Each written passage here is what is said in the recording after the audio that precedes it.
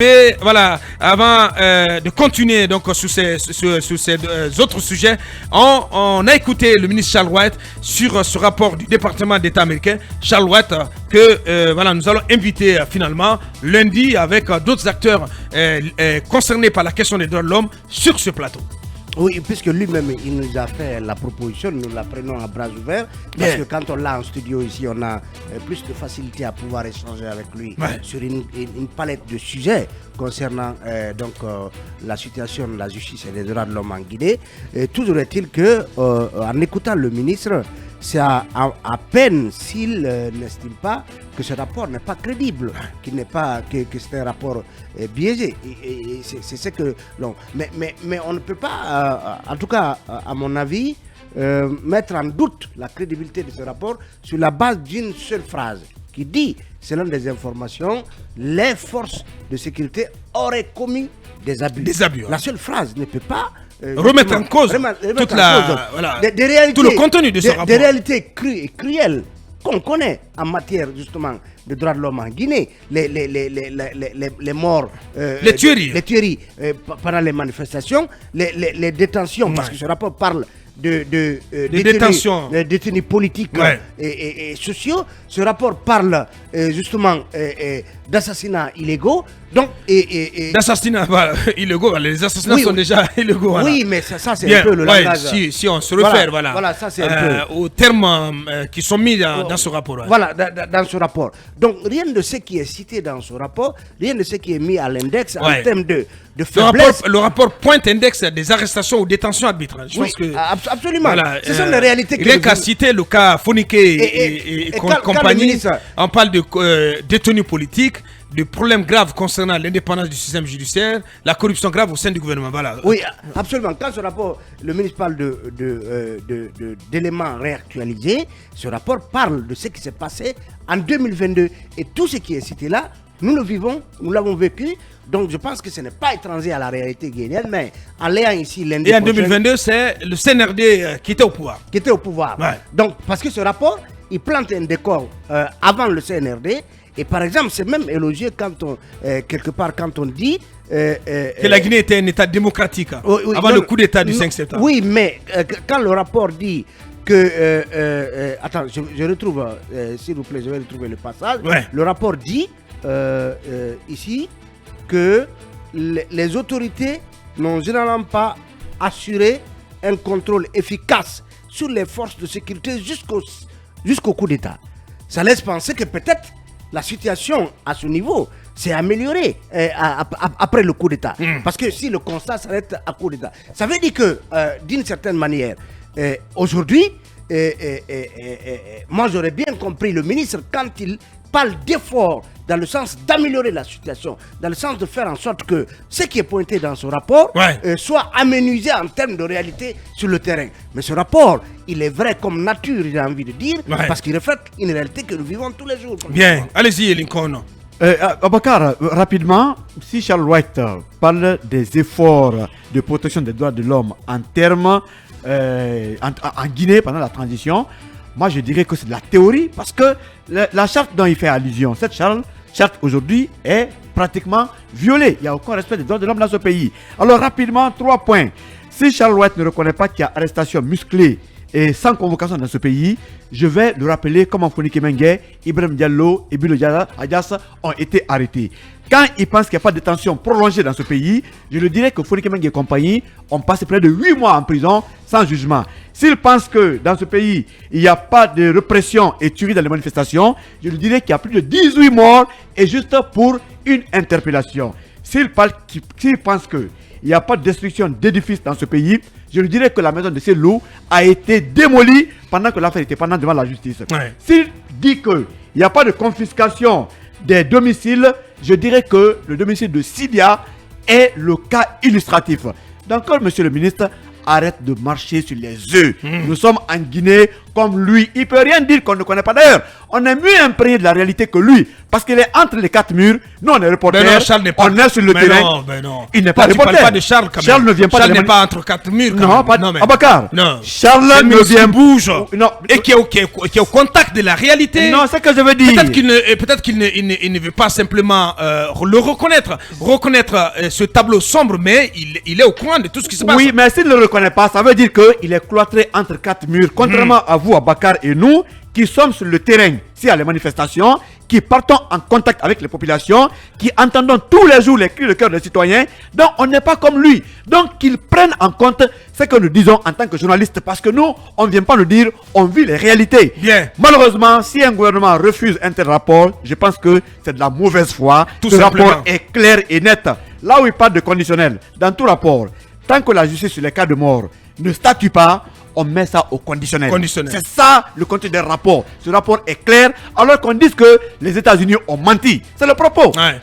Ne cachez pas. Ouais. Dites que vous n'êtes pas d'accord. L'Amérique a menti. Même si c'est l'Amérique, on ne peut pas le dire. Ouais. Voilà, parce qu'on sentait comme une envie. Abakar, un exemple. Oui. Charles White a fait le tour du pays. Il nous a montré les conditions de détention inhumaines. Effectivement. Dans les différentes prisons. C'est lui-même qui a fait ce constat. Oui, mais là, ce rapport parle ça. Et plutôt, ce rapport lui donne raison. Ouais. Ce rapport doit le conforter. Mais en valeur. Des constats dans ses constats. Qu'il a partagé avec pousser à travailler, à améliorer, à inverser la tendance. Et on a salué cette tournée qui a permis de mettre à nu des réalités que ce rapport épingle. Je pense que ce n'est pas inventé. Bien, allez-y, Bassekou. Il faut d'abord commencer par... il faut d'abord vous déradicaliser, monsieur. Ouais, il faut retirer des attributions de Charles White la fonction des droits de l'homme. Parce que c'est une fonction politique. Donc, je pense qu'il est très mal placé aujourd'hui pour nous dire... pour nous parler de la promotion et de la protection des droits humains dans ce pays. Je pense que mes prédécesseurs l'ont suffisamment rappelé. Ce rapport quand même vient... ajouter un peu les informations qui sont déjà données par Amnesty International, par Human Rights Watch, donc des ONG qui travaillent aujourd'hui pour la promotion et la protection des droits humains, qui ont déjà fait le constat. Et il y a l'Observatoire guinéen aussi des droits de l'homme et puis d'autres organismes de défense et de promotion des droits humains qui ont déjà dit ce qui s'est passé. Les citoyens ont plusieurs fois montré sur les réseaux sociaux et les journalistes ont suffisamment dénoncé les conditions dans lesquelles les manifestations sont réprimées sur l'axe, les conditions dans lesquelles les activistes de la société civile et certains acteurs politiques sont interpellés. On a parlé de détention prolongée. Moi, je pense aujourd'hui, pour Charles White, il ne s'agit pas de justifier ou de rejeter ce rapport, mais c'est de voir en tant que décideur, qu'est-ce qui peut être fait pour inverser la tendance. Moi, sincèrement, j'attendais Charles White sur ce plan. Qu'est-ce qu'il peut faire aujourd'hui pour améliorer les conditions de détention, notamment des personnes qui sont en maille avec la justice, en impliquant notamment les parquets. Parce que le problème aujourd'hui, au niveau des détentions, c'est que les parquets aujourd'hui ne jouent pas suffisamment leur rôle. Mais aussi, qu'est-ce qui peut être fait pour faire la promotion et la protection des droits humains au niveau de nos services de défense et de sécurité.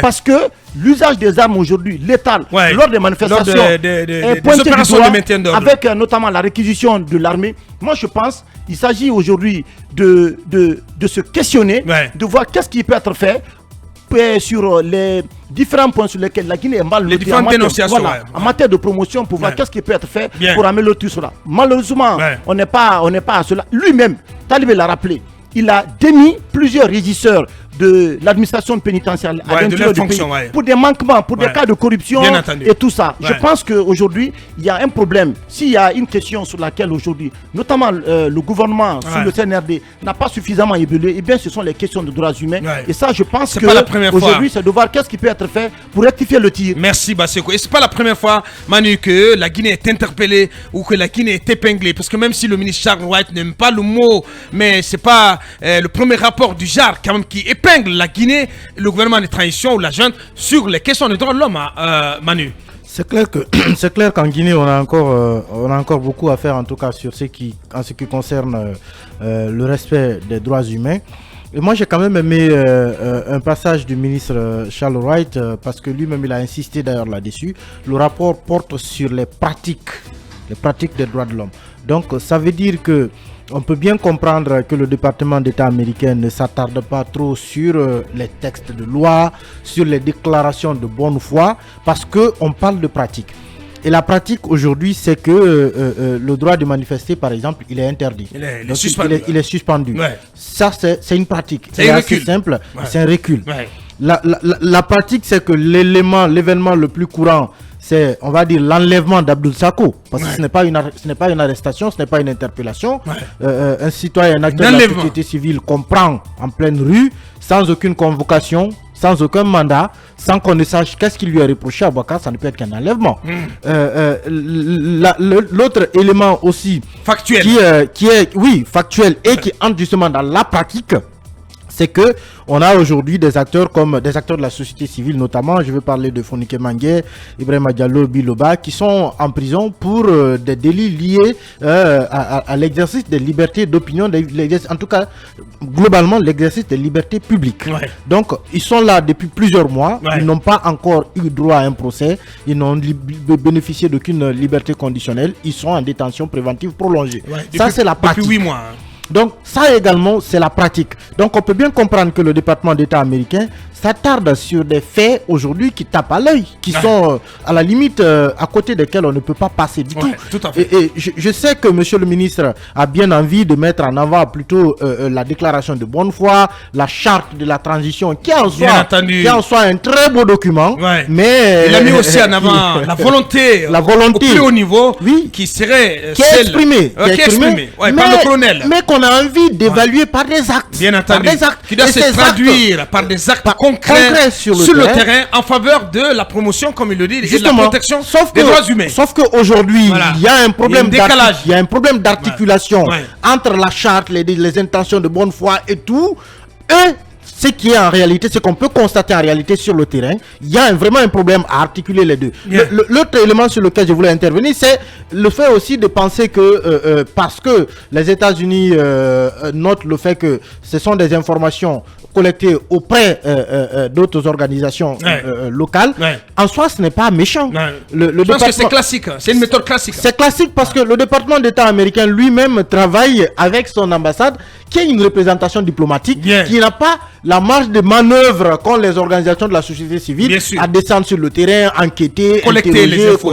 Non, elle se base sur les informations qui lui sont remontées par des organismes qui existent, qui sont reconnus en tout cas, entre guillemets, crédibles. Donc, des informations qui lui sont remontées. Reçoivent aussi des financements de la part des mêmes États-Unis. D'organismes issus des États-Unis. Justement, donc, que le département d'État américain prenne des informations là, en soi, ce n'est pas mauvais. Mais encore une fois, aussi à sa décharge, il faut reconnaître que le point le plus déterminant pour l'instant reste l'examen périodique, parce que là, c'est devant les Nations Unies.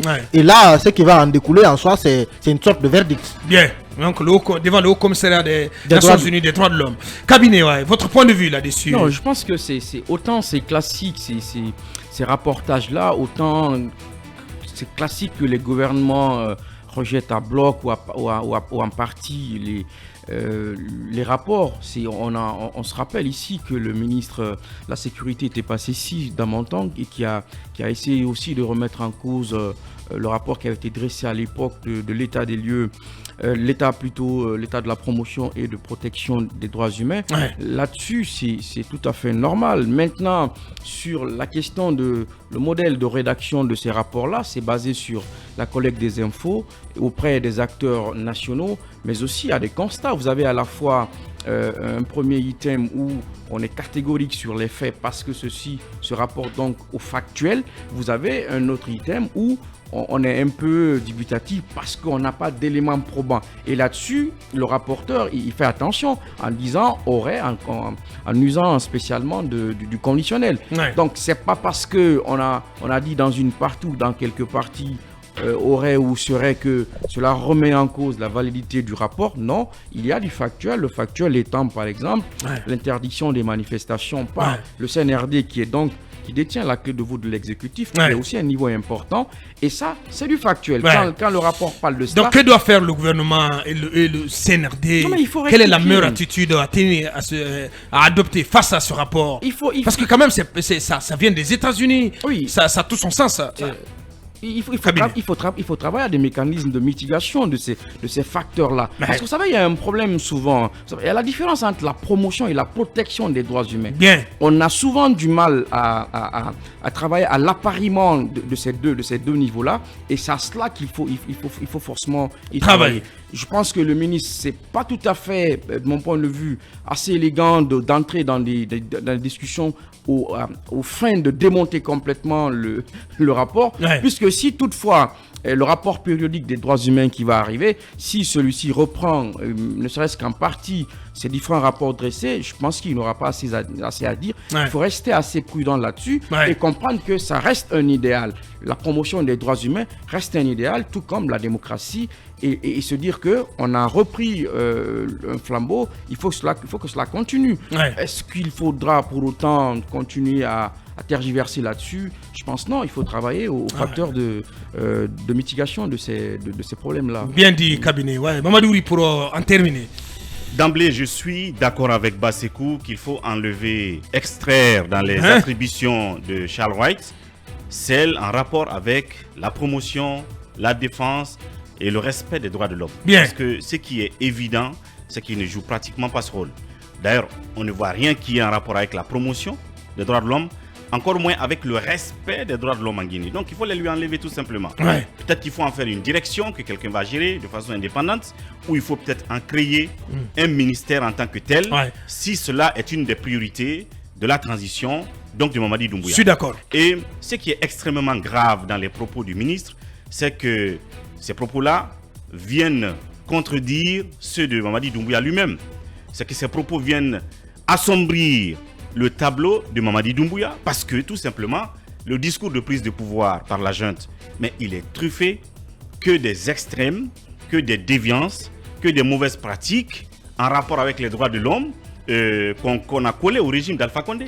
Si vous regardez le discours de Mamadi Doumbouya, ils disent on a pris le pouvoir parce que le régime d'Alpha Condé a rempli les prisons des acteurs de la société civile, des politiciens. Instrumentalisation de la justice. Voilà, les gens ont passé des années en prison sans avoir été jugés, parce qu'il y a eu des assassinats, parce qu'il y a eu ceci, cela. En raison de tout ça, nous avons pris nos responsabilités. Mais c'est pour ça qu'ils ont pris le pouvoir. Maintenant, si vous dites que dénoncer ces choses-là, c'est classique, c'est extrêmement grave. Vous mettez tout simplement le concept classique dans cela. Moi, je ne sais pas en fait où nous sommes. Je ne vais plus répéter ce que Talibé a dit par rapport au fait que lui-même est allé à l'intérieur du pays, a découvert des pratiques comme ça et les a dénoncées. Je pense qu'à un moment donné, il faut un peu d'objectivité pour reconnaître ce qui est bon et ce qui n'est pas bon. Lui-même était content de dire tout à l'heure que quand il a rencontré des représentants des Nations Unies, il y a des points positifs qui leur ont été donnés. Mais sauf qu'on ne dit jamais, lors de ces rencontres, ce qui nous a été reproché, c'est qu'on nous a dit d'améliorer. Et malheureusement, c'est ce qui ressort dans ce rapport. Je pense que il faut avoir l'humilité. Il faut avoir tout simplement l'humilité de reconnaître. Oui, c'est pratiquement inqualifiable, parce que si Mamadi ne prend pas ses responsabilités, je pense que c'est des bourdes comme ça en fait qui nous amèneront encore à d'autres extrêmes. Et on va lui faire comprendre que les raisons pour lesquelles tu as pris le pouvoir ont disparu de la Guinée. Il n'y a plus rien de tout ça, alors que les gens vivent les mêmes réalités. Regardez le rapport, il est là. C'est vrai qu'ils ont dit qu'on consulte non seulement les fonctionnaires du département d'État dans d'autres pays, notamment dans les ambassades. Mais il y a quand même des ONG qui sont là, comme l'OGDH, comme d'autres entités qui ne sont pas gouvernementales, qui font des enquêtes sur le terrain. Mais ce qui n'est même pas à commenter, c'est qu'il y a la triste réalité. Quand il y a des manifestations, qui tombent sous l'essence, quand il y a des enlèvements, il faut tout simplement de l'humilité pour reconnaître certaines choses, et après on passe. Je pense que voilà, c'est très bien dit de la part. Oui, cabinet, en 30 secondes. Je voulais ajouter que parmi les acteurs qui sont souvent consultés pour ces rapports-là, il y a les médias. On écoute les médias, on essaie de savoir ce qui se dit. Et l'autre chose, je pense qu'il ne faut pas penser qu'en érigeant un ministère des droits humains, que ça va changer complètement. C'est un problème transversal. C'est une question transversale. Oui, on est bien d'accord. Par exemple, mais la situation doit s'améliorer, tant soit peu, cabinet. C'est ce que je dis. Voilà. Ça doit être. Or, ce qui est projeté là, ce qui est présenté à la face du monde, c'est que la situation a empiré. Oui, justement. Si la situation en termes de respect, de protection des droits de l'homme en Guinée a empiré. Absolument. Je veux en fait dire que on a eu, par exemple, sous Alpha Condé, un département des droits humains. Mais ça n'a pas autant fonctionné comme on le pouvait. Parce qu'il n'y avait pas une volonté de travailler à cela. C'est transversal. Bien. Si au ministère de la Sécurité, on fait en sorte que les gens se déplacent normalement, vous pouvez par exemple voir que d'un point de vue presse, que ces questions de droits humains-là ne soient pas assez observées et ça peut tout de suite impacter. Merci, voilà. On est à 10 minutes de la pause. Je rajoute ça à Bouaka. Alpha Condé, je sais que quelque part, il nous écoute. Je crois qu'il est naturellement en train de regretter. Non pas de regretter, mais de rire en fait. De rire parce que pour lui, il se dit, tout ce qu'on m'a reproché n'est pratiquement pas... n'a pas été corrigé. N'est pas vrai en fait. Ce n'est pas vrai. On m'a fait le coup d'état parce que j'aurais mis des gens en prison, j'aurais fait ceci et cela. Donc je suis en droit aussi de dire que tout ça a été donc classique. On a juste pris le pouvoir parce qu'on voulait le prendre, mais ce n'est pas vrai ce qu'on me reproche. C'est ça la triste réalité en fait. Bien. Allez, la suite.